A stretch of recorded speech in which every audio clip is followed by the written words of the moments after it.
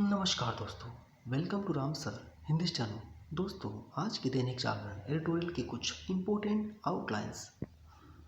Supreme court, मुफ्त रेवड़ियाँ, लोक लुभावन योजनाएं, संस्कृति, आर्थिक विकास, सुविधाएं, अनाज, साइकिल, रोजगार, पिटारा।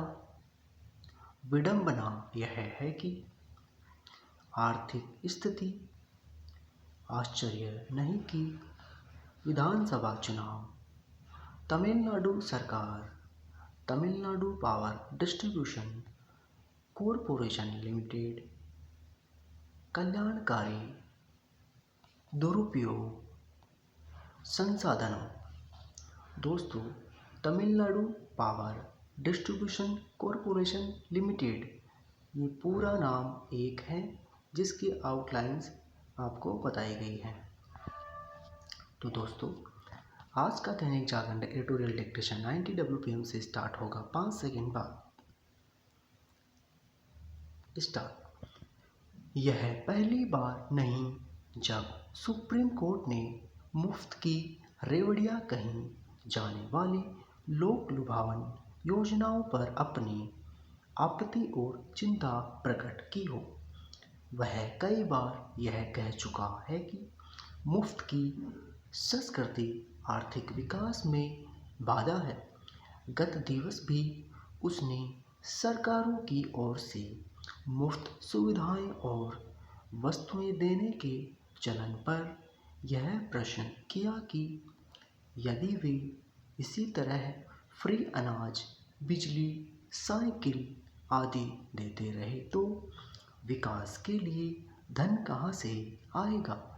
उसने इस पर भी बल दिया कि सरकारें मुफ्त की सुविधाएं और सामग्री के स्थान पर रोजगार दे, लेकिन इसमें संदेह है कि इस पर ध्यान दिया जाएगा, क्योंकि राजनीतिक दल यह मान चुके हैं कि लोक लुभावन योजनाएं चुनाव जीतने की गारंटी बन गई है। इसका परिणाम यह है कि चुनाव आते ही सत्तारूढ़ दल और सत्ता की चाह रखने वाले विपक्षी दल मुफ्त की योजनाओं का पिटारा खोलने में जुट जाते हैं। अब तो वे सीधे धन देने की भी घोषणा करने लगे हैं। यह तब है जब अधिकांश राज्य घाटे में हैं।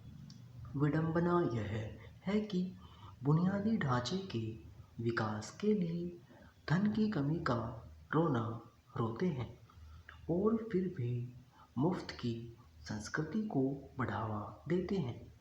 साफ है कि वे अपनी आर्थिक स्थिति की अनदेखी करते हैं। इस पर आश्चर्य नहीं कि 5 राज्यों के विधानसभा चुनाव करीब आते ही संबंधित राज्य सरकारों की ओर से मुफ्त की योजनाओं की घोषणा की जाने लगी है। तमिलनाडु सरकार ने हर किसी को फ्री बिजली देने की पेशकश कर दी है।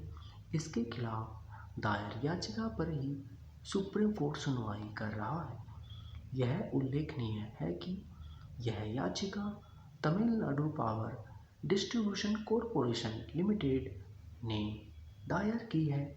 इसके पहले भी ऐसी ही याचिकाओं पर सुनवाई हो चुकी है, लेकिन अभी तक कोई ठोस फैसला नहीं आया है।